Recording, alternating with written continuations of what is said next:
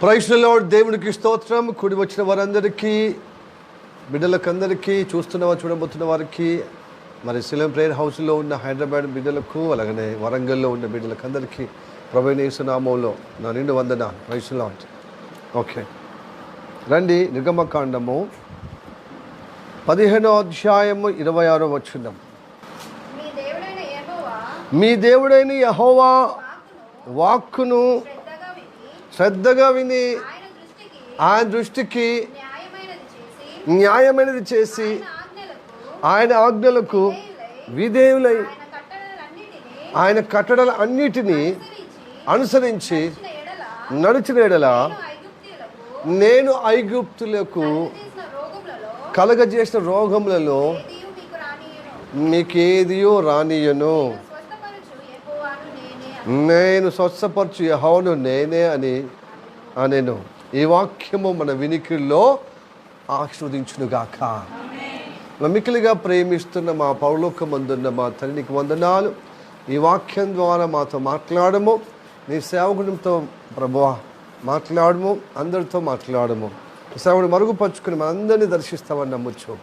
యేసు నామములో అడుగుచున్నాం తండ్రి, ఆమేన్. Praise the Lord. హల్లెలూయా. ఓకే, ఇజ్రాయెల్ ప్రజలతో దేవుడు చెప్పిన మాట అభయం. ఇజ్రాయెల్ ప్రజలారా, నా బిడ్డలారా, నా మాట శ్రద్ధగా, నా వాక్ శ్రద్ధగా వినుమన్నాడు. శ్రద్ధ అంటే ఏంటిది చెప్పండి? శ్రద్ధ అంటే ఏంటిది? ఆసక్తి, ఇంకా పట్టుదల, ఇంకా నిష్ట కలిగి కదా. శ్రద్ధ అనేది చాలా మట్టుకు భక్తుల్లో కనబడతలేదు, అది బాధ. అందుకు శ్రద్ధ అన్నాడు. నా వాక్ శ్రద్ధగా వింటే నా ఆశీర్వాదాలు ప్రాప్తింపజేస్తానంటున్నాడు. హల్లెలూయా. Praise the Lord. నా వాక్కు శ్రద్ధగా వినాలి. నెంబర్ 1, నా దృష్టికి న్యాయమైనది చేయాలి. ఎందుకంటే మీరు అన్యాయస్తులు కాదు. ఒకప్పుడు అన్యాయస్తులుగా ఉన్నవారు మిమ్మల్ని న్యాయమైన యెహోవా దేవుడి చేత రక్షింపడ్డారు. న్యాయమైన యేసయ్య ద్వారా రక్షణ పొందినప్పుడు న్యాయంగా బ్రతకాలి. న్యాయంగా బ్రతకాలంటే న్యాయమైన వాక్యం మనకు తెలిసి ఉండాలి. అందుకోసమే ఈ వాక్యాలు న్యాయమైనవి, ఆయన మార్గంలో న్యాయమైనవి. ఏమని ఉన్నది? ఒక పాట కూడా పాడుతాం. నీ మార్గములు న్యాయములు కృప సత్యములై ఉన్నవి. న్యాయములు అన్నమాట ఆయన మార్గములు. హల్లెలూయా. Praise the Lord. చదవండి ప్రకటన 15వ అధ్యాయము 5వ వచనం. ప్రకటన, నీ మార్గములు న్యాయమైనవి. చదవండి ప్రకటన 15వ అధ్యాయము 5వ వచనం. అక్కడ 3, 4, 5 కలగలిసినట్టుగా ఉంటుంది. చదవండి 5వ వచనము. నీ మార్గములు న్యాయమైనవి. అక్కడ చదవండి కామ నుంచి. నీ మార్గములు న్యాయమును సత్యములై ఉన్నవి. హల్లెలూయా. దేవుని మార్గములు న్యాయమైనవి, సత్యమైనవి. యేసయ్య అందుకోసం అన్నాడు, నేనే మార్గము జీవము సత్యము. అంటే ఆయన మార్గము జీవం ఉంది, ఆయన మార్గము సత్యం ఉంది, ఆయన మార్గము న్యాయము. అన్యాయం సహించడు. మన దేవుడు దుర్నీతి చేసే దేవుడు కాదు, న్యాయంగా బ్రతుకుమంటున్నాడు. నువ్వు న్యాయంగా నడుస్తూ ఇతరులకు న్యాయంగా ఉండమంటున్నాడు, ఇతరులకు న్యాయం చేయమంటున్నాడు. దరిద్రులకు, విధవరాలకు అన్యాయంగా ఉండొద్దు, వాళ్ళకు న్యాయం చేయవు, న్యాయమైన తీర్పు చెప్పు అంటాడు. అయితే మనకి ఇతరులకు న్యాయం చేయాలంటే ఫస్ట్ మనకు న్యాయం తెలవాలి కదా. ఇప్పుడు అదాలత్ అంటే ఏంటిది? కోర్టు వారు, ఎంప్లాయీస్, సురేంద్ర బ్రదర్, మంజుల సిస్టర్, వారికి ఇతరులకు అక్కడ కోర్టు దగ్గరికి వచ్చిన వారికి న్యాయం చేయాలి. అయ్యో వీళ్ళు బాధపడుతున్నారు అన్నప్పుడు వాళ్ళకి ఇంతో వాళ్ళకు ఏముండాలి? న్యాయశాస్త్రము తెలిసి ఉండాలి, కొంతమైన న్యాయము తెలిసి ఉండాలి. జడ్జికి ఇప్పుడు న్యాయం తెలిసి ఉంటుంది. అందుకోసమే వకీల్ కోర్సు చదువుకుంటారు, అడ్వకేట్, లా కోర్స్. ఎందుకు లా అంటే లా తెలిస్తే పీడిపబడుతున్న వారికి, అన్యాయం చేయబడుతున్న వారికి న్యాయం చేయటానికి. అందుకోసం లాయర్లు వాదిస్తారు. ఇప్పుడున్న లాయర్లు ఈ లోకము నందిని పందిని చేస్తారు, పందిని నందిని చేస్తారు, అది వేరే విషయము. కానీ నిజంగా ఇబ్బంది పడుతున్నవారు, అన్యాయం చేయబడుతున్నవారు, అన్యాయం చేయబడిన వారు, వారి పక్షం న్యాయం చేయాలి. అదే దేవుడు న్యాయమైన దేవుడు. మన దేవుడు న్యాయంగా ఉంటూ న్యాయం చేయమంటాడు. ఎందుకంటే మన దేవుడు విశ్వ సుప్రీం జడ్జి, విశ్వ సుప్రీం యూనివర్సల్ సుప్రీం జడ్జి అన్నమాట. మరి ఆయన బిడ్డలుగా ఉన్న మనము ఆయన కట్టడాలు నేర్చుకుంటే కదా మనకు న్యాయం చేయాలి తెలిసేది. ప్రైజ్ ది లార్డ్, హల్లెలూయా. అందుకోసం ఆ న్యాయమైన మాటలు శ్రద్ధగా వినమంటున్నాడు. అది శ్రద్ధగా ఎందుకు వినమంటున్నా అంటే నువ్వు న్యాయంగా ఉండాలి, న్యాయం చేయాలి. అందుకోసం నశించిపోతున్న వారికి న్యాయంగా ఏం చేస్తున్నాం? మనము రక్షణ పొందినాం కదా, నీతి కలుగున్నట్లుగా దేవుని యేసు ప్రభుని నమ్మి న్యాయంగా మనం స్థిరపరచబడ్డాం, నీతిగా స్థిరపరచబడ్డాం. యేసయ్య నమ్ముకుంటే న్యాయం జరుగుతుంది మనకు. కాబట్టి ఈ న్యాయము పక్కలు కూడా చేయాలి. అందుకోసం సువార్తన న్యాయము ప్రకటిస్తున్నామండి. హల్లెలూయా. కనుక శ్రద్ధగా దేవుని మాటలు వినాలి. న్యాయంగా నువ్వు రక్షణ పొందిన నీవు న్యాయంగా దేవుని సమయం ఇవ్వాలి. ఎందుకంటే మీరు మీ సొత్తు కాదు, నా సొత్తు కనుక విలువ ఇచ్చి కొనబడ్డారు, విలువ ఇచ్చి కొనబడ్డారు.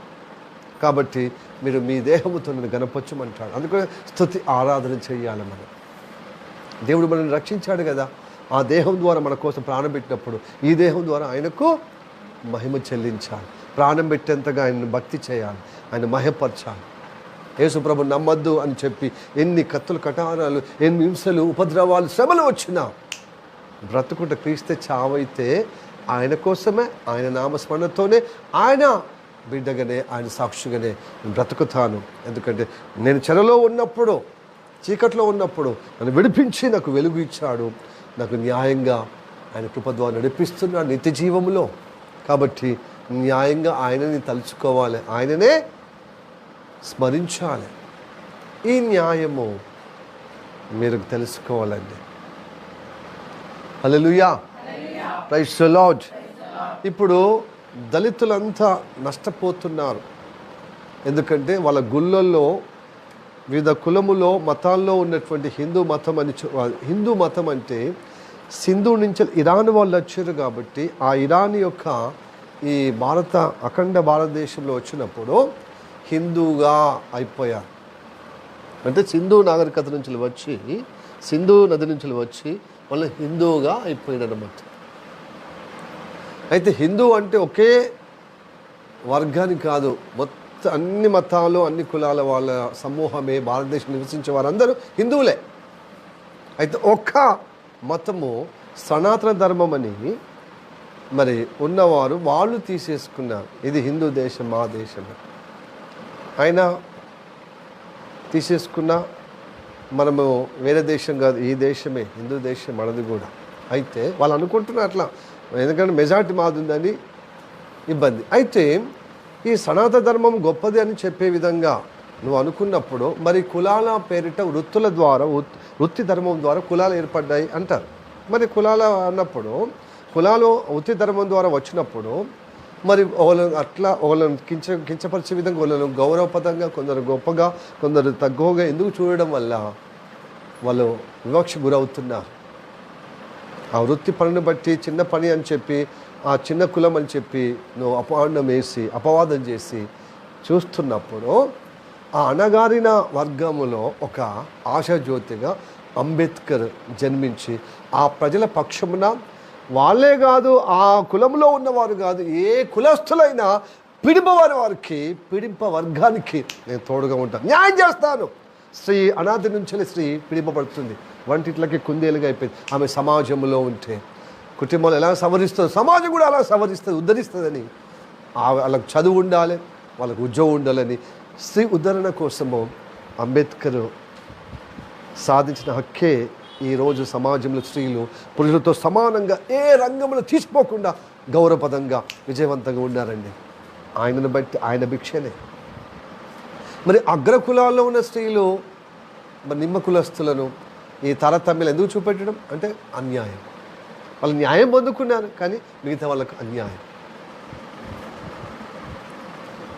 పోనీ బీసీ అంటే వెనకబడిన తరగతులు అంటారే, కుల వృత్తిలో అందరూ సమానమే కానీ కులం ఒక్కొక్క వృత్తిని ఒక్కొక్క గౌరవంగా చూస్తే అది గౌరవపదమైన వృత్తి అని చెప్పి పెద్ద కులంగా చూస్తున్నారు. వాళ్ళు కూడా వెనకబడిన వాళ్ళే, శూద్రులు. వాళ్ళ యొక్క సనాతన ధర్మం అని చెప్పేవాళ్ళు తల నుంచి వచ్చిన బ్రాహ్మణుని అని, భుజం నుంచి వచ్చిన వాళ్ళని శత్రువులని, కడుపు నుంచి ఉదారంగా వచ్చిన వాళ్ళు అంటే కడుపు నుంచి పుట్టిన వాళ్ళేమో వైశ్యులని, కొమిటి వాళ్ళు వ్యాపారస్తులని, పాదాల నుంచి వచ్చిన వాళ్ళు శూద్రులని అంటే వృత్తుల పని. అంటే ఈ 3 కులాలను పని చేయటానికి ఎవరు అగ్రకులాలు అన్నారే, బ్రాహ్మణని, ఈ వైశ్యులని, శూద్రులని, శత్రువులని. ఈ శూద్రులు వాళ్ళ పని చేస్తున్నారు, వాళ్ళు ఊడుగని చేస్తున్నారు, వాళ్ళను బానిసలుగా చూశారన్నమాట. ఈ పంచముడు ఉన్నాడు దళితులు, ఇంకా ఈ శూద్రుల్లో కలవలే, ఆరు బయట ఉండేవాడు. మరి వీళ్ళందరికీ అన్యాయం జరుగుతున్నప్పుడు న్యాయం చేయుటకు ఎదుగో దేవుడు అంబేద్కర్ను ఉపయోగించుకున్నాడు. మరి ఆనాడు మరి బ్రిటిష్ వాళ్ళు మన మీద భూ ఆక్రమం అంటే మనల్ని ఆక్రమించుకొని మనల్ని సంపద కొల్లగొడుతూ వాళ్ళు మన మీద రాజ్యం వేలారు. రాజ్యం వెళ్తే అడ్వాంటేజ్ ఉంది, డిస్అడ్వాంటేజ్ ఉంది. అంటే అడ్వాంటేజ్ ఏమో ఈ కులాల పేరిట వీళ్ళు కుమ్ములాడుతున్నారు, వీళ్ళకందరికి విద్య నేర్పిద్దామని వాళ్ళ ద్వారా మిషనరీ వాళ్ళు వచ్చి హాస్పిటల్స్కు స్కూల్స్ పెట్టి ఆరు బయట ఉన్న వాళ్ళకందరికీ చదువు నేర్పించడం మొదలుపెట్టి ఆ చదువును బట్టి అంబేద్కర్ అబ్బింది. ఆ తెల్లోడు సహకరించకపోతే ఈ నల్లోళ్ళు ఎప్పుడు పీడిస్తున్నారు కదా. అందుకోసము అంబేద్కర్ గారు ఏం చేశారు, అందరికీ పీడిపబడుతున్న వర్గానికి న్యాయం చేకూర్చే విధంగా రిజర్వేషన్ పాలాలు పెట్టి స్త్రీలకు రిజర్వేషన్ అని, బీసీ కులాలకు రిజర్వేషన్ అని, బీసీ బ్యాక్వర్డ్ క్లాసెస్ రిజర్వేషన్ అని, ఎస్సీ షెడ్యూల్ క్యాస్ట్ షెడ్యూల్ తరగతులకు రిజర్వేషన్ అని, ఎస్టీ అంటే షెడ్యూల్ ట్రైబ్స్, ఎస్టీ అంటే కొండ జాతుల ఆదివాసులు ఉన్నారే, అరణ్యములో అడవిలో ఆకులు అలుముడు తింటూ ఉన్నారు, నాగరికతకు సిటీకి ప్రజలకు దూరంగా ఉన్నటువంటి అడవి మనుషుల్లాగా ఉన్న అడవి జాతులు ఆదివాసులు ఉన్నారే, వాళ్ళకి ఎస్టీ. ఇలాగా కేటగిరీ పెట్టి రిజర్వేషన్ కల్పించాడు. ఎందుకంటే అగ్రకులానికి సరి సమానంగా అన్ని విధాలుగా ఉండాలి, సామాజిక స్టేటస్ ఉండాలి, బ్రతకటానికి చదువులో వాళ్ళ యొక్క ఎదుగుదలలో వాళ్ళకి కొంచెం బాసటగా ప్రభుత్వము ఒక ఏముండాలి, కొంచెం శ్రద్ధ వహించాలి. ఆ శ్రద్ధ వహించేదే, కొంచెం స్వార్థంగా శ్రద్ధ వహించేదే రిజర్వేషన్. కొంచెం రిజర్వేషన్ ఇస్తే వాళ్ళు అందరు సమానంగా అవుతారు, అందరు సమానంగా ఈ భారతదేశ యొక్క ఫలాలు అనుభవించాలి. ఇది పెడితే నడుస్తుందండి. ఇప్పుడు వాళ్ళ గుళ్ళలకు, వాళ్ళ ఇళ్ళకు, వాళ్ళ యొక్క పెళ్ళిళ్ళకు, పేరెంట్లకు రానివ్వనటువంటి ఎస్సీ వాళ్ళు ఏసై నమ్ముకున్నారు, కొంతమంది బౌద్ధ మతం నమ్ముకున్నారు, కొంతమంది ఇస్లాం మతం నమ్ముకున్నారు, కొంతమంది క్రిస్టియన్స్గా మారిపోయారు. ఈ క్రిస్టియన్స్గా మారిపోయినటువంటి ఎస్సీ వాళ్ళను గట్టెట్లా మారుతారు, మీరు ఎప్పుడు మా చెప్పు చాతుల్లో ఉండాలి, బానిసలుగా ఉండాలని చెప్పి వివక్ష చూపించి బీసీలు కన్వర్ట్ అయితే ఏ మతం నమ్మినా వాళ్ళకి రిజర్వేషన్లు ఉంటాయి. బీసీ వాళ్ళకి బౌద్ధ మతం నమ్మినా, సిక్కు మతం నమ్మినా, ఇస్లాం మతంలో పోయినా, క్రైస్తవులో పోయినా వాళ్ళకి బీసీ వాళ్ళకి ఏమీ డోకలేదు. కానీ ఎస్సీ వాళ్ళకే వివక్ష చూపిస్తున్నారు. బౌద్ధ మతము బౌద్ధంలో కలుస్తున్నప్పుడు రిజర్వేషన్ పోతే పోరాటం చేస్తే 1959, ఎందుకంటే ఈ రిజర్వేషన్ పోగొట్టుకునే అంబేద్కర్ ఉన్నప్పుడే కావచ్చు. అంబేద్కర్ ఎప్పుడు చనిపోయాడండి? 50 రోజుల్లో కదా, తెలుసా? ఎప్పుడు చనిపోయాడు తెలియదు. ఇప్పుడు చూడు, గూగుల్లో వెతుకుతున్నారు. డిసెంబర్ 6 తారీఖున. కానీ 1950లోనే ఈ ఎస్సీలు ఎవరికైనా కన్వర్ట్ చేయబడితే రిజర్వేషన్ లేదు, కట్, వివక్ష అన్నమాట. వీళ్ళు రిజర్వేషన్ అంటారు, అగ్ర కులస్తుల పరిపాలన ఉంటారు, వీళ్ళకి ఆ ఫలాలు కింది స్థాయిలో అందుతలేవు, అందిన అది సంపూర్ణంగా అనుభవించడానికి లేదు. గుళ్ళకు రానివ్వరు, ఫంక్షన్లకు రానివ్వరు, వాళ్ళ ఇళ్ళకు రానివ్వరు, సమానంగా చూడరు. కాబట్టి అది ఆశపడక ఎక్కువ శాతము ఇస్లాంలో కలిసిపోతున్నారు. మరి దేవుడు యేసయ్య అందరిని పిలుస్తున్నాడు. వివక్షలో ఉన్న వారు అందరినీ రమ్మంటున్నాడు. ప్రయాసపడి భారం మోసుకపో, సమస్యలతో భారం, వివక్షతో భారము, ఇంకా అనేకమైన విషయాలతో భారం మోసుకపోవచ్చు. సమస్య ఇలా నా దగ్గరికి రండి, పీడిపడుతున్న వాళ్ళ నా దగ్గర రండి, నేను లేవనెత్తుతాను, విడిపిస్తాను అని. చాలామంది ఎస్సీలు దేవుళ్ళలోనికి వచ్చారు. అటు బౌద్ధ మతంలోనికి పోయారు, కొంతమంది సిక్కులో పోయారు. అయితే సిక్కు బౌద్ధములో రిజర్వేషన్ సాధించుకున్నారు. 1989లో ఒకరు, ఇట్లాగా బౌద్ధ మతంలో దానిలో కలిస్తే రిజర్వేషన్లు ఉంటాయి. కానీ క్రిస్టియన్లో కలిస్తే, ఇస్లాంలో కలిస్తే రిజర్వేషన్ లేదని చెప్పి ఇప్పుడున్న కాలంలో అది బహిర్గతం, సుప్రీంకోర్టు దాకా వస్తుంది తీర్పులు. ఇది వివక్ష, న్యాయం లేదు. కాబట్టి న్యాయం జరగటకు మనం సంతకాలు సేకరణ పెట్టాం. అర్థమైందండి? అది న్యాయమైనది, హక్కు న్యాయమైనది. అందుకోసం ఈ దేశంలో ఎక్కడెక్కడైతే ఎస్సీ వాళ్ళు ఉన్నారో, వివక్ష చూపిస్తున్నారో, ఈవెన్ క్రిస్టియన్ నమ్ముకున్న ఆ ఎస్సీ హోదా లేకుండా, అంటే రిజర్వేషన్ లేకుండా చేద్దామని కుట్ర జరుగుతుంది. ఆ కుట్రలో వివక్ష అంటే ఆ వివక్ష పోవాలని పోరాటం చేసేదే సంతకాలు. ఎందుకంటే ఎస్సీలో కలిసిపోతే, అంటే ఎస్సీలు క్రిస్టియన్లో కలిసిపోతే వాళ్ళ సామాజిక స్టేటస్ పోతలేదు. ఇంకా ఎస్సీలే అంటున్నారు. ఇంకా పైపెచ్చు ఏ కులంలో ఏ క్రిస్టియన్ నమ్మినా ఎస్సీలే అంటున్నారు. కాబట్టి ఏం చేస్తున్నారు? బీసీ వాళ్ళు, మేము బీసీ నుండి రక్షణ పొందినామండి, మేము ఎఫ్సీ నుండి రక్షణ, ఎందుకంటే ఎస్సీలు అనుకుంటారేమో. క్రిస్టియన్స్ అనగానే ఎక్కువ పెద్ద మెజారిటీ ఎస్సీలే కావచ్చు. అందుకోసం ఎస్సీలే వీళ్ళు కనుక యేసుప్రభు నమ్మిన వాళ్ళందరూ ఎస్సీలే అంటున్నారు. ఎక్కువ పెద్ద కుట్ర అన్నమాట. కాబట్టి ప్రియదేవులారా, మనము దేవుడిని నమ్ముకున్నా ఇలాంటి అన్యాయం జరిగినప్పుడు నువ్వేం చేయాలి తెలుసా? దేవుని వాక్య శ్రద్ధగా విని భక్తి చేస్తూ ప్రార్థన చేస్తే, దేవుడి పై అధికారులతో మాట్లాడి, నువ్వు చేసేటువంటి ఏదైతే ప్రయత్నం ఉందో, మాకు అన్యాయం జరుగుతుంది అయ్యా అని మన ప్రధానమైనటువంటి మరి మోడీ గారు మనకు తండ్రి లాంటి వాడు కదా. ఎందుకంటే దేశాన్ని పరిపాలించే వ్యక్తి మన గోడు వెలబించుకుంటున్నాడు. నీ గోడు వెలబుచ్చుకునే విధంగా, అయ్యా మాకు ఆ ఫలాలు ఉండాలి, మీ మతం మారినంత మాత్రం ఆ వివక్ష పోతలేదయ్యా, ఆ కులముతో ఇంకా చూస్తున్నారు అనేది ఉండాలి. అందుకోసమే శ్రద్ధగా వినాలి వాక్యం. మొన్న నేను నాకైతే వ్యక్తిగతంగా అయితే ఇష్టం లేదండి, కానీ అన్యాయం చేయబడుతుంది కాబట్టి అప్పుడు నాకు గలమెత్తాల్సిన విధానం. ఎందుకంటే దేవుని నమ్ముకున్నప్పుడు రిజర్వేషను ఇది అది అనేది కాకుండా దేవుళ్ళు ఎంతగా మనం ఎదుగుతూ ఉంటామో, అసలు గవర్నమెంట్కి ఆసరగా ఉంటాము. రాయితీ అవసరం లేదు, దేవుని శక్తి చేత బలం పొందుకుంటాం. కానీ ఇప్పుడిప్పుడే దేవుల్లో వచ్చిన వాళ్ళ పరిస్థితి ఏంది?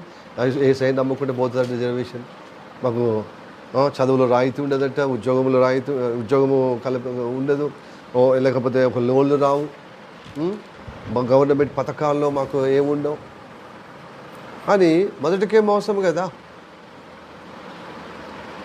కాబట్టి యేసు ప్రభువుని నమ్ముకునేది నిత్య జీవం కోసము, రిజర్వేషన్ ఏమో ఈ లోకం మట్టు కొంచెము గౌరవంగా సౌలతి కలిగి జీవించడానికి. హల్లెలూయా, ప్రైజ్ ది లార్డ్.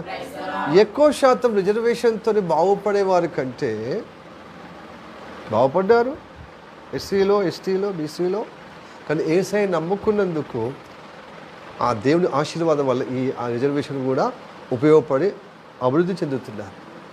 కానీ కళ్ళమడ్డతనం, ఎందుకంటే వాళ్ళు కాదు మనకు దోషులు, నేరస్తులు, మనకు విరోధులు, వెనకాలన్న సాతాను. ఈ వివక్ష చూపించేదే సాతాను శక్తులు. కాబట్టి వాళ్ళ వెనకాల ఉండి ఈ శక్తి నడిపిస్తుందన్నమాట, దయ్యం శక్తి. కాబట్టి దేవుని మాట వినాలి. దేవుని మాట వినకుండా మనం శ్రద్ధ చేయకుండా ఉంటే దేవుని ఆశీర్వాదాలు ఎట్లా వస్తాయండి?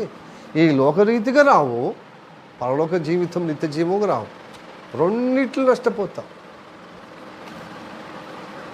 నష్టపోతామండి. రెండు తీర్లా మనం నష్టం చేసుకుంటున్నాం. హల్లెలూయా. రేపు ఈ రిజర్వేషన్తోనే చదివినా, ఈ రిజర్వేషన్తో జాబ్ చేసిన, నువ్వు యేసు ప్రభువుని నమ్ముకుని రిజర్వేషన్ కట్టు, నీకు జాబ్ లేవు అని లాక్కున్నాను అనుకో, పరిస్థితి ఏంది? అంత భక్తి ఉందా? చెప్పండి. ఆ సమయం కూడా వస్తుంది. కానీ రాకమునిపే, ప్రపంచవ్యాప్తంగా రాకమునిపే ఇప్పుడు ఎందుకు మనకు వివక్ష కలిగే విధంగా ఇబ్బంది పడాలని చెప్పి ఏం చేస్తుడు? దీని వాక్యం వినుకుంటూ న్యాయంగా మనం బ్రతకాల సమాజంలో. నేను అద్భుతం చేస్తాను. హల్లెలూయా, ప్రైజ్ ది లార్డ్. లేకపోతే లేదండి. హలో, నేను జస్ట్ టూకీగా చెప్పినాను. ఒక్కొక్కరు నిజంగా పేపర్ నింపుకొని వచ్చారు. కొన్ని అసలు 300 కంటే ఎక్కువ ఉండాలి, బట్ 279 సంతకాలు అయినాయి. 290 సంతకాలు. కనీసము జస్టిస్, సుప్రీంకోర్టు జడ్జి అయినటువంటి జస్టిస్ బాలకృష్ణన్ ఆయన దగ్గర దాకా విన్నపము, మన సంతకాల విన్నపం పోవటానికి మన తెలుగు రాష్ట్రంతో పాటు 29 రాష్ట్రాల యొక్క సంతకాల సేకరణ ఇదిగో ఆర్ఎంపీ అంటే రాష్ట్రీయ మత్స్య పరిషత్ అనే ఎన్జిఓ సంస్థ అధ్యక్షుడైనటువంటి డాక్టర్ అద్దంకి రంజు తోఫీర్ అయ్య గారి యొక్క కృషి ద్వారా, ఆయన భారము ద్వారా ఈ సంతకాల సేకరణ జరుగుతుంది. ఈ దైవజనుడితో పాటు అనేకులు ఇంకా మరి ప్రముఖులు చేతులు కలిపి కృషి చేస్తున్నారు. దాంట్లో మీరు ఒక పిలుపుకే మీరు స్పందించారు ఇంతగా. ఎందుకంటే అంతకు ముందు నుంచి నాకు వినబడుతుంది, కానీ VBS కార్యక్రమాల యొక్క బిజీ షెడ్యూల్ ద్వారా 3 ప్రాంతాలు జరిగింది. అట్లా 15 రోజులు, 3 వారాలు అయిపోయింది. మిగతా 2 వారాలే కదా, 2 సండేలే కదా, వ్యవధితో మీరు చక్కచక్క పెట్టారు. కానీ ఆయన ఫిలప్ చేస్తే మంచిగా ఉండేది. ఇంకా 3-4 సంతకాలు చెల్లకుండా పోయింది. కొంచెం ఆ కాలంలో అడ్రస్ కాడ సంతకం పెట్టారు, ఆ కాలం వదిలిపెట్టారు. కానీ మిగతాదంతా నీట్గా జరిగిందని మిగతా వాళ్ళతో పోల్చుకుంటే ఆ ఇన్ఛార్జ్ ఎవరైతే నా యొక్క సంతకాలు సేకరించిన ఆ సహోదరుడు ఉన్నాడో ఆయన మాత్రం నీట్గా చేశారు. మీరు మిగతా వాళ్ళతో పోల్చుకుంటే మీరు నీట్గా చేశారు అన్నారు. నేను అన్నాను సుమారుగా 300 అనుకున్నాను. నేను లెక్కించినాను కదా, ప్రతి కాలంలో పేపర్లో 20-21 ఉంది, ఇంగ్లీష్లో. తెలుగులో అయితే 27-28 ఉంది. సో అవి లెక్కించినప్పుడు 14 పేజీలు ఇచ్చారు నాకు, అన్ని 3 ప్రాంతాల్లో కలిపితే దాదాపుగా. కానీ 300 అనుకున్నాను, కానీ నేను ఆయనకు చెప్పిన 300 దాకుండా వచ్చాను. కానీ 279 అయింది. సో మనము అంటే మిగతా వారికంటే ఉన్నాము. ఇంకా నేను ఇవ్వలేదు, భారత సిస్టర్కి ఇవ్వలేదు, రమ సిస్టర్కి ఇవ్వలేదు. శారద సిస్టర్కి ఇచ్చిందే రమ సిస్టర్ కూడా ఫిలప్ చేసింది, కానీ వీళ్ళకి ఇవ్వలేదు. ఇంకా చెప్పలేదు. ఇంకా ఆమె నిరోష అయితే రావట్లేదు అందుబాటులో. ఈరోజు వచ్చింది అమాస పుణ్యానికి, అట్లా వస్తుంది. అట్లా కూడా ఇప్పుడు బంద్ అయిపోయింది. ఇప్పుడు 2 నెలల తర్వాత వచ్చింది కావచ్చు. ఒక భయంకరంగా 6 వారాల తర్వాత వచ్చినట్టుంది, 6-7 వారాల్లో. ఇక ఆమెకి మొక్కాలి, ఇక ఆమెకి తెలవాలి. అభిషేక్ కుటుంబం వెనుకబడుతుందని ఎన్నిసార్లు చెప్పినా ఆ కుటుంబం వెనుకబడినట్టే ఉంటుంది. ఈ పాస్టర్ వాళ్ళు ఏమంటారంటే ఏదైనా కష్టమైతే పాస్టర్ ఇక్కడ లేడు, ఆడవాడు పోయిండు అని ఆ బ్లేమ్ చేసేది తప్పించి మీ మిగతా వాళ్ళు వచ్చిన వాళ్ళతో సావాసం చేయరు. వాళ్ళు 2 సంవత్సరాల నుంచి కింద మీద చేస్తున్నారు కనుక అనుకూలం ఉండండి అబ్బా. అనుకూలం ఉంటే జయం వస్తుందంటే ఇక వాళ్ళు వింటలేరు. ఇక నేను చెప్తున్నది పాటిస్తే ఆశీర్వాదం. ఇక వాళ్ళకి వాళ్ళు చేసుకుంటే అది నేను కాదు, వాళ్ళకి ఇచ్చే వాళ్ళే చేతులారు చేసుకుంటున్నారు. కాబట్టి రావాలి. వాళ్ళకి ఇచ్చినా వాళ్ళు చేస్తుండే అట్లా. సో కొంతమందికి నేను ఇవ్వలేదు, నేను సన్నీకే ఇచ్చినప్పుడు సన్నీ అందరు కవర్ చేశాను. అలానే హైదరాబాద్లో శ్రావణ్ బాబు కావచ్చు, అక్కడ హైదరాబాద్ సన్నీ, సో శారద సిస్టర్ కొంతమందికి ఇచ్చాను. ఇంకా మిగతా చాలామందికి ఇస్తే చాలా వచ్చేది. ఎనివే న్యాయమైన, ఆయన దృష్టికి న్యాయమైన చేయమంటున్నాడు. అంటే ఈ లోకంలో న్యాయమైన చేయాలి, పరలోకము అంటే దేవుడు వాక్యాలన్నీ న్యాయమైనవి. ఆయన దృష్టికి న్యాయం చేయాలి. మనకు అనుకూలమైన న్యాయం కాదండో, అందుకు నా దృష్టికి న్యాయం చేయమంటున్నాడు. ఎందుకంటే నేను దుష్కార్యం సహించను. హల్లెలూయా. యోబు గ్రంథంలో 34వ అధ్యాయము 12వ వచనం యోబుని బట్టి చెప్తారు. తన అక్కడ ఉన్నటువంటి స్నేహితుల్లో ఒకడు, చెప్పండి. దేవుడు ఏమాత్రమును దుష్కార్యము చేయడు, సర్వశక్తుడు, న్యాయము తప్పడు. న్యాయం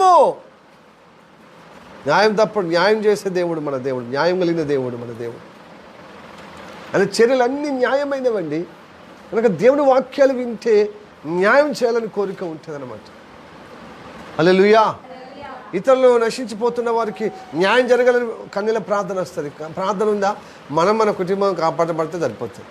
ఎవరు ఎక్కడ పోతుంది, ఎట్లా పోతుంది, గంగలో పోతుంది, గోదాట్లో పోతుంది, ఏమి పట్టింపు లేని భారం కలిగిన జీవితం అవుతుంది. అలా స్వార్థంగా ఉండమన్నాడు దేవుడు. నిన్ను వాళ్ళని పొరుగు వారిని ప్రేమించుకోండి. నువ్వు ఎలా ప్రేమించుకుంటావో ఇతరులు ప్రేమించు. మన భారతదేశం ఇలా వివక్షగా గురవుతుంది, అన్యాయం చేయబడుతుంది, అక్రమం పెరుగుతుంది. కాబట్టి న్యాయం జరగాలి. ఇప్పుడు చూడండి మణిపూర్లో ఎంత ఘోరంగా అవుతుంది. ఇప్పటికి కొలికేస్తలేదు, ఇంకా పాస్టర్ చచ్చిపోతున్నారు అక్కడ. రాష్ట్రాల్లో ఐక్యత కోసమో మంచిగా న్యాయం కోసం అక్కడ ఆ రాష్ట్రం బాగుపడాలని ప్రార్థనలు ఉపవాసం చేసి ప్రార్థన చేసి తిరిగి వచ్చినప్పుడు ఆ 3 పాస్టర్లు చంపేస్తారు. వారు చేసే మంచి పనిని ఎప్పుడు నిలుస్తుంది. కానీ మనము చేస్తున్నామండి. వాళ్ళు దేవుని కోసం సజీవులుగా హతమార్చబడ్డారు, హతసాక్షులుగా మారిపోయారు. వాళ్ళ గొప్ప జీవకిరీటం ఉంటుంది. దేవుని కోసం ప్రాణం పెట్టడం గొప్ప ధన్యత అండి. కానీ మిగతా ఆ పరిశుద్ధుల రక్తం ద్వారా ఆ మణిపూరు పావనం అయిపోతుంది, అంటే పరిశుద్ధపరచబడబోతుంది. కానీ మనం కూడా ప్రార్థన చేయాలి. ఎందుకంటే మణిపూరే వచ్చింది, ఇక మన రాష్ట్రం రావదని అనుకోవద్దు. ఇలాగ మెల్లగా వచ్చి ఒకటేసారి ఎగిసిపడుతుంది. అప్పుడు వాక్య శ్రద్ధ, ఆయన దృష్టికి న్యాయము తొందరగా రాదండి. ఇప్పటి సాధనగా దేవుని వాక్య శ్రద్ధగా వినండి. హల్లెలూయా, ప్రైజ్ ది లార్డ్. ఈ భూమి మీద బ్రతకగలుగుతారు, పరలోక సంబంధమైన ఆశీర్వాదాలతో వదిలింపబడతారు. చదవండి ద్వితోపదేశ కాండం 28వ అధ్యాయం 1వ వచనంలో ఏముందో చూడండి. ద్వితోపదేశ కాండము 28వ అధ్యాయం 1వ వచనము.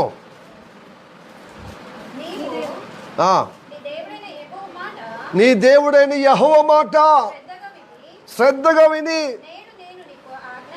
నేడు నేను నీకు ఆజ్ఞాపించిన ఆయన ఆజ్ఞలన్నిటినీ అనుసరించి నడుచుకుని ఎడల నీ దేవుడైన యెహోవా నీకు భూమి మీద నున్న సమస్త జనముల కంటే హెచ్చిస్తాడు. దేవుడు అందరికంటే గొప్పగా దీవించబడదు. అందుకోసం దేవుని యొక్క బిడ్డలు ఎట్లా హింసింపబడినా వాళ్ళు ఏం తగ్గిపోరు. ఎందుకంటే అందరికంటే గొప్పగా దీవించబడతారు సామాజికంగా. సౌలత కలిగి ఆరోగ్యం కలిగి అద్భుతంగా దేవుడు వారిని దేవుడు ఆశీర్వదిస్తాడు. హల్లెలూయా, ప్రైజ్ ది లార్డ్. హల్లెలూయా. ఈ సంఘీ ప్రాంతం చెప్తున్నాను, ఈ సంఘీ పుప్పలగుట్ట శివనగర్లో ఈ కుటుంబం అంతా ఎవరు దీవించబడ్డారండి? బికాజ్ ఆఫ్ గాడ్ కదా. మెల్లగా చెప్తారేంది? మీ కష్టం కాదు, దేవుని ఆశీర్వాదం వల్ల. అప్పుడు మీ అర్హత, మీ యోగ్యత దేవుని ఆశీర్వాదం ఫలించింది కదా. మరి దేవుడు లేనప్పుడు ఎలా ఫలించలేదు? మరి దేవుడి ద్వారా అద్భుతం జరిగింది. కనుక ఇక్కడ తలగా నియమించింది ఈ ప్రాంతంలో అంటే దేవుడు కదా. కాబట్టి అది ఇంకా శ్రద్ధ వహించాలి, ఇంకా అభివృద్ధి పొందుతాం. రిలాక్స్ కావద్దు, ఈ లోకంలో ఉన్నంత వరకు రిలాక్స్ కావద్దు. మనకు పరలోక రాజ్యమే విశ్రాంతి పొందుకుంటున్నాం, మన ప్రయాసం మాని విశ్రాంతి కొరకు సిద్ధపడుతున్నాం. రిలాక్స్ అనే మాటే ఉండద్దు, శరీరం అలసిపోతుంది. కాబట్టి 1 గంటలు 2 గంటలు నైట్ అది. కానీ ప్రార్థనకు బద్దగించొద్దు, సాహసాన్ని బద్దగించొద్దు, అలసిపోయినామని చెప్పకూడదు. శరీరం ఎంతైనా కదా, కొంచెం రెస్ట్ తీసుకుంటే మళ్ళీ సగబడి మళ్ళీ ప్రార్థనలో, మళ్ళీ పనిలో. అవునా కదా, పని ఎంత శ్రద్ధ చేస్తున్నావు అంతకంటే శ్రద్ధ వాక్యం మీద ఉండాలి. శ్రద్ధగా వినమనడా లేదా? అప్పుడు పరలోక రాజ్యంలో ఉన్న ఆశీర్వాదాలని మీ మీదకి వచ్చి అంటే అవి నెరవేర్చబడతాయి అంటున్నాడు. ప్రాప్తించబడడం అంటే నెరవేర్చబడతాయి, కార్యరూపం దాల్చుతాయి ఆశీర్వాదాలు. హల్లెలూయా. చాలా మట్టుకు అంటాం కదా, అంత ప్రాప్త, నువ్వు గొప్పగా అవుతావు, గొప్పగా నీ పిల్లలు గొప్పగా చదువుతారు, గొప్ప గొప్ప ఉద్యోగాలు, గొప్పగా స్థాయిలో స్థిరపరచబడతారంటే ఏమో అంత ప్రాప్తి ఉందా నాకు, నీ మాట మంచిదే అంటే నీ మాటలతోనే నీ మాట చల్లగా ఉండును గాక అని చెప్పి నీ మాట వల్లనే అవుదు గాక, దేవుని వాక్యంగా ఈ మాటను మేము అంగీకరిస్తూ గాక అని చాలామంది అంటారు కదా. ఎప్పుడు కష్టాలతో ఇబ్బందులతో ఉంటే నీ పిల్లలు నువ్వు మంచిగా ఒక స్థాయిలో ఒక మాదిరిగా ఉంటారు అంటే నీ వాక్యం వేదవాక్యంగా మేము కోరుకుంటూ నువ్వు నీ మాటతోనే వేదవాక్యంగా మేము అంగీకరిస్తాం, అదే జరుగును గాక అంటారు కొంతమంది. అలా మాకు ప్రాప్తించబడును గాక. అంత ప్రాప్తి ఉందా మాకు, అంత దశ ఉందా, అంత ప్రాప్తి ఉందా అని అన్నారా? ఆ ప్రాప్తి దేవుడు ఇస్తాడు శ్రద్ధగా వింటే. మనము ఇంతటితోనే ఆగిపోవద్దండి. శ్రద్ధగా వింటే ఐగుప్తులో ఉన్న రోగాలు మీకు రాకుండా చేస్తా అంటున్నా. రోగాలు ఎందుకు వస్తున్నా? శ్రద్ధగా వినకపోవడం వల్ల. హల్లెలూయా, ప్రైజ్ ది లార్డ్. ఏమన్నాడు? మీరు నా వాక్యం శ్రద్ధగా వినాలి, నా దృష్టికి న్యాయమైనది చేస్తూ నా కట్టడాలు మీరు విధేయత కలిగి ఉండాలి. వినడం కాదు, విధేయత కూడా ఉండాలి. చెవులు పడేసుకొని వినిపించుకోవాలి, విధేయత అనుసరించాలి. అప్పుడు ఐగుప్తుల్లో ఏ రోగం మీకు రానివ్వను. ఒకవేళ వచ్చున నీకు స్వస్థపరుస్తాను నా మహిమార్థంగా. స్వస్థపరిచే యెహోవా నేనే అంటున్నాడు. అయితే నా మాట శ్రద్ధగా వినకపోతే, నా కట్టడాలు విధేయత కలిగి ఉండకపోతే ఐగుప్తులో ఉన్న రోగాలు మీ మీదకి వస్తాయి అంటున్నాడు. అలా రానివ్వద్దు. రోగాలు ఎందుకు రావాలండి? రోగాలు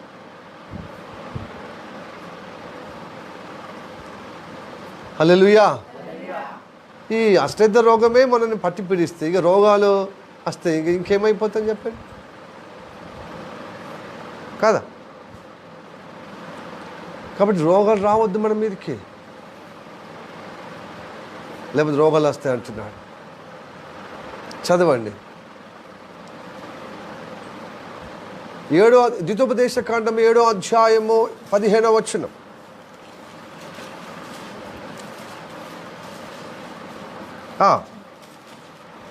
ద్వితోపదేశకాండం 7వ అధ్యాయం 15వ వచనం.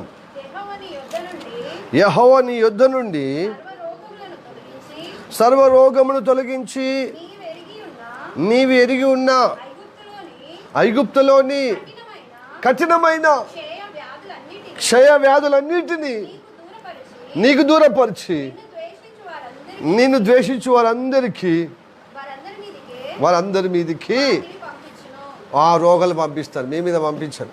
నా మాట వింటున్నారు కాబట్టి, శ్రద్ధగా వింటున్నారు, ఆ కట్టడలు విధేయత కలిగి ఉంటున్నారు కాబట్టి మీకు తోడుగా ఉండాను, మీకు క్షేమం ఇస్తాను అంటున్నాడు. హల్లెలూయా, ప్రైజ్ ది లార్డ్. హల్లెలూయా. లేకపోతే క్షయ వ్యాధులు కలిగిన మనం కఠినమైన వ్యాధులతో మనము బాధించబడతాం.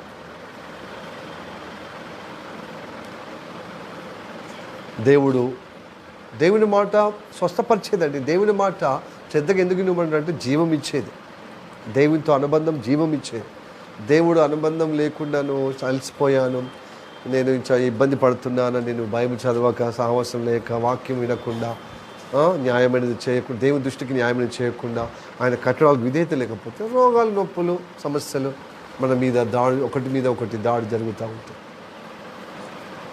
స్వస్థతలు జరగవు ప్రార్థన చేసిన. ఎందుకంటే పుణ్యకాడు ఉంటే మందోకాడు మీద తేడా. నువ్వు వినిపించుకుంటలేవు కదా, దేని వాక్యము శ్రద్ధగా వింటలేవు కదా. ఎందుకంటే దేవుడి వాక్యం అంటే సంతోషం లేదు చాలామందికి. ఎందుకో దేవుడు నీ కోసం ప్రాణం పెట్టి ఆయనని విమోచించిన దేవుని మాట ఎందుకు శ్రద్ధ ఉండదండి? ఎందుకు సంతోషం ఉండదు చెప్పండి? శ్రద్ధ ఉండాలి. అది ఉపవాసంతోనే పొందుకోవాలా అనుగ్రహం. మనం మధ్యరాత్రి లేచి ప్రార్థన చేయాలి. తండ్రి నీ వాక్యం అంటే రుచి ఎందుకు నాకు కలుగుతలేదు, సంతోషం ఎందుకు అవుతలేదు?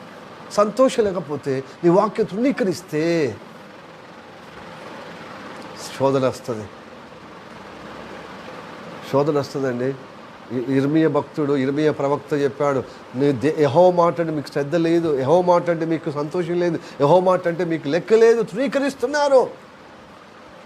యెరూషలేము నివాసులారా, యూదా జనాంగమా, ఇదిగో బబులోని రాజ్యం వచ్చి మిమ్మల్ని దురాక్రమణ చేస్తుంది, దుమ్మిగా పడుతుంది మీ మీద, ఘోరంగా కఠినంగా మిమ్మల్ని బానిసలుగా తీసుకుపోతారు అని హెచ్చరిక చేసినా వాళ్ళు వినలేదు. మరి అట్లనే మనం వినకుండా ఈ అద్దె దినాల్లో కూడా అలాగా దుస్థితి తీసుకొచ్చుకుందామా? చెప్పండి. నేను చెప్పండి. శ్రద్ధ ఎందుకు లేదు? వాక్యం చదవడం శ్రద్ధ లేదు. మీరు ఈ వారంలో వాక్యం చదివారా? వాక్యము చదవరు, పాస్టర్ చెప్పితే మాట వినరు.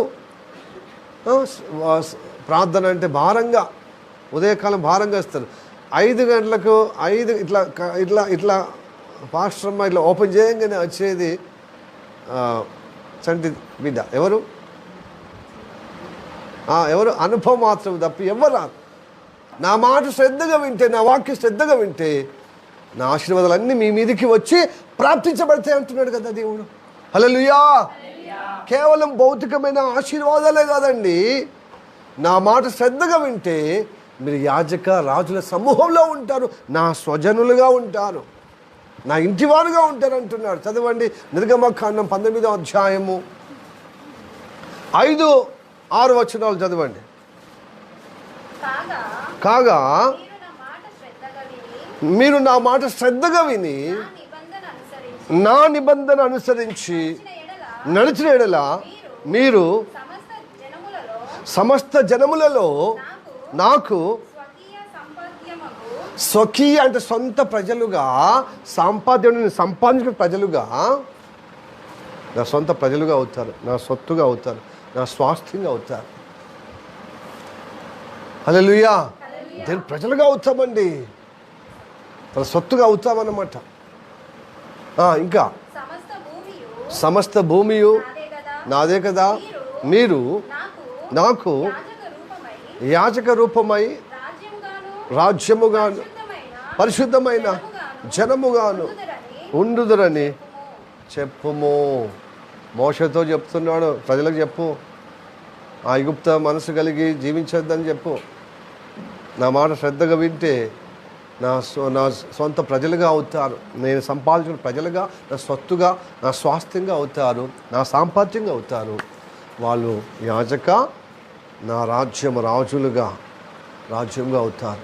అదే కదా పేతురు చెప్పాడు, మీరు దేవుని మాట వింటే మీరు చీకట్లో నుండి ఆశ్చర్యకరమైన వెలుగులోనికి పిలిచిన వాడి గుణాతిశయములలో అనుభవంగా కలిగి రాజుల యాజక సమూహముగా, నా ఇంటివారుగా లేక పరిశుద్ధ జనాంగముగా అవుతారు.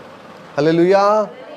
ఇంటివారుగా అవుతున్నామో, పరిశుద్ధ జనాంగముగా, తన స్వాస్థ్యముగా, తన సాంపాత్యముగా, తన స్వకీయ జనముగా ఉన్నట్టుకు దేవుడు ఆయన మాట శ్రద్ధగా, ఆ తండ్రి మాట వింటే తండ్రికి తగ్గ తనయులుగా తయారవుతాం, తండ్రి బిడ్డలుగా అవుతాం, తండ్రికి తగ్గ బిడ్డలుగా అవుతాం, ఆయన కుటుంబ సభ్యులుగా అవుతాం.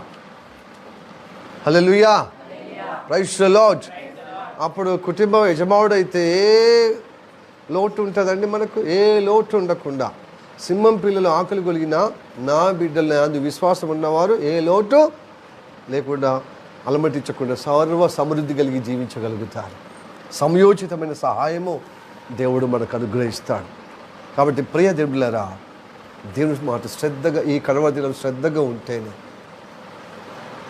దుష్టకారుల మీద జయం ఉంటుంది, అన్యాయం మీద జయం ఉంటుంది. ఆ మాటలు విన్న కొద్దీ న్యాయంగా బ్రతుకుతారో, ఆయన దృష్టికి న్యాయంగా ప్రవర్తిస్తారో, ఆయన కట్టడాలో విధేయత కలిగి ఉంటే ఈ లోకంలో ఏ రోగం మీ మీదకి రాదండి. మానసిక రోగం కాదు, శారీరక రోగం రాదు, ఆత్మీయ రోగం అంతకంటే రాదు. హల్లెలూయా చెప్పండి. లేకపోతే మానసిక రోగం ఉంటుంది, అప్పుడు మేము పడగలుగుతాం. ఏ తెగులు నా గుడారమున్ సమీపించెదయా, అపాయమేమియు రానే రాదు, రానే రాదయ్యా. ఆమేన్ హల్లెలూయా, ఆమేన్ హల్లెలూయా, ఆమేన్ హల్లెలూయా, ఆమేన్. ఆమేన్ హల్లెలూయా, ఆమేన్ హల్లెలూయా, ఆమేన్ హల్లెలూయా, ఆమేన్. ఉన్నతమైన దేవుని నీవు నివాసముగాగుని, ఆశ్రయమైన దేవుని నీవు ఆదాయపరచితివి. ఉన్నతమైన దేవుని నీవు నివాసముగాగుని, ఆశ్రయమైన దేవుని నీవు ఆదాయపరచితివి. ఏ తెగులు నీ గుడారము సమీపించెదయా, అపాయమేమి రానే రాదు, రానే రాదయ్యా. ఆమేన్ హల్లెలూయా, ఆమేన్ హల్లెలూయా, ఆమేన్ హల్లెలూయా, ఆమేన్. ఆమేన్ హల్లెలూయా, ఆమేన్ హల్లెలూయా, ఆమేన్ హల్లెలూయా, ఆమేన్. ఇంకో రెండో చరణం. పిల్ల రక్తముతో సాతాను జయించితిమి, వాక్యతోను వాక్యముతో అనుదినము జయించెదము. ఆమేన్ ఆమేన్ ఆమేన్. గొర్రె పిల్ల రక్తముతో సాతాను జయించితిమి, ఆత్మతోను వాక్యముతో అనుదినము. ఎప్పుడెప్పుడు జయిస్తాం చెప్పండి? పరిశుద్ధాత్మ ద్వారా ప్రతిదినము వాక్యంతో జయిస్తాం. ప్రతిదిన వాక్యంతో జయించడం, వాక్య శ్రద్ధగా వినాలి కదా. యేసయ్య రక్తం ద్వారా సాతాను జయించాం. ప్రతిదినము జయించేది ఏ రోజుకి ఆ రోజు మనల్ని పీడిపోయే పరిస్థితి వచ్చినప్పుడు ఏం చేయాలి? ఆత్మతోనూ వాక్యంతో అనుదినము జయించి సాగిపోవాలి. హల్లెలూయా. పాస్టరు ప్రశ్నిస్తే జవాబు చెప్దామని అది నేర్చుకోవడం కాదు, నీ అనుభవంగా అది అనుభవించాలి. ప్లస్ ఆత్మ ద్వారా ఆ వాక్యము విన్నది విధేయతగా ముందుకు సాగిపోతుంది. మీకు జయం ఉంటుంది. రోగాలు మీ దరిదాపులు రాకుండా వాళ్ళు వచ్చిన త్వరగా స్వస్థత కలుగుతుంది. అలా చెప్పండి. హల్లెలూయా. Praise the Lord. Praise the Lord. దేవుడి వాక్యం శ్రద్ధ చాలా మంది శ్రద్ధ లేదు వాక్యం మీద. అదే దేవుడు మనతో మాట్లాడుతుంది. ఇక్కడ లోకం ఎన్ని విధాలుగా ఉపయోగం చేస్తా. దేవుడి వాక్యం శ్రద్ధగా ఉంటే విశ్వాసం పెరుగుతుంది. విశ్వాసం పెరిగితే ఈ లోకం జయించడం, ఈ లోక పరిస్థితులు జయించడం, మీ పరిస్థితులు జయించడం, గడ్డు పరిస్థితులు, చాలా భయభ్రాంతులు కలిగించిన పరిస్థితులు జయింపబడతారు. జయించడం చీటుకు మట్టుకి తాటాకులు చప్పుల్లో కూడా భయపడతారు. అయ్యో సగటుడు అందుడు ఎలా కంగారు పడి వాళ్ళ దగ్గర వీళ్ళ దగ్గరికి ఎలా పరిగెత్తుతారు, అలా పరిగెత్తింటారు. దీని వాక్యము న్యాయమైన వాక్యం లేదు కాబట్టి నా దృష్టికి న్యాయంగా ఉంది. చెయ్యం. హల్లెలూయా. Praise the Lord. చివరిగా వాక్యం చదువుకొని ముగించుకుందాము. ఉపదేశకాండం 32:4 32:4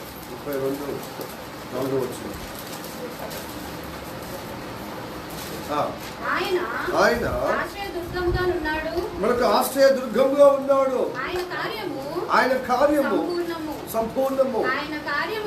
ఆయన చర్యలన్నీ న్యాయములు ఆయన నిర్దోషి అయి నమ్ముకోదగిన దేవుడు. హల్లెలూయా. ఆయన నీతిపరుడు యథార్థవంతుడు. హల్లెలూయా. ఆయన చర్యలు న్యాయమైనది. చర్యలు అంటే ఏంటిది? కార్యములు, పనులు. ఆయన పనులు, ఆయన కార్యములు, చర్యలు. ఈ చర్య మంచిగా లేదు అంటే ఏమన్నట్టు? నీ పద్ధతి బాగలేదు, చర్యలు బాగలేవు అంటే నీ కార్యాలు, నీ పనులు బాగలేవు. హల్లెలూయా. Praise the Lord. దేవుడి చర్యలు న్యాయమైన, నమ్మదగిన దేవుడు, నమ్మకదగిన దేవుడు. కాబట్టి యథార్థపరుడు. ఆయన కార్యాలు సంపూర్ణంగా మనల్ని ఆదరిస్తాయి, మనకు ఫలమిస్తాయి, మనకు జయమిస్తాయి, మనకు గొప్పగా జీవం ఇస్తుంది. మనకు జీవితంలో విజయవంతంగా క్షేమంలో అనుగ్రహింపజేస్తుంది. దీని వాక్యం ఇంకా వాక్యము శ్రద్ధగా వినాలి, వహించాలి. శ్రద్ధతో ఏదైనా విజయం ఉంటుంది. అశ్రద్ధ భారీ మూల్యం మనం పని చూస్తాము. ఈ శ్రద్ధ ఉంటుంది కదా. ఏదైనా పదైన శ్రద్ధ ఉంటే ఫలితం వస్తుంది. చదువు శ్రద్ధ ఉంటే పాస్ అవుతుంది. భక్తులు శ్రద్ధ ఉంటుంది. ఆ భక్తి ధైర్యం ఇస్తుంది, జయమిస్తుంది. గొప్పగా ఆనందంగా క్షేమకరంగా ఈ దుష్టలోకంలో కాపాడబడే గొప్ప అద్భుతమైన ఆశీర్వాదంతో మన అందరికంటే ఎక్కువ హెచ్చింపబడే విధంగా దేవుడు మనల్ని ఆశీర్వాదంతో అభివృద్ధిపరుస్తాడు. ధన్యం. హల్లెలూయా. Praise the Lord. ఈ వాక్యం నుంచి దేవుడు ఆశీర్వదించుగా. ప్రార్థన చేద్దాం.